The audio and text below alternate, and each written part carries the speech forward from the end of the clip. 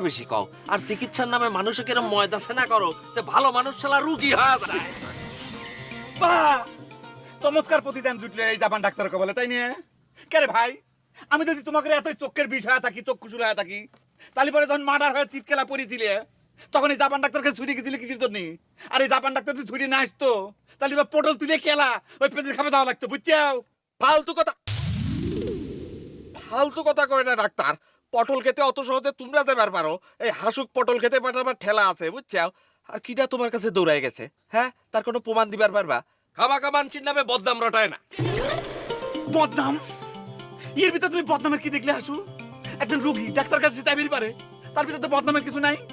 আমি তো বুঝতে পারতেছি, আমি তোমাকে চিকিৎসা করে আসি তো বিশাল ভাষা ভাই শিখেছি, বিরাট অপরাধ করে ফেলেছি, তাই না? ওই শালা গুলাম চোর কনে, এই শালা চিটার, এ গুলাম, ওদের চিকুর বাড়ি যে আমার কাছে কইলো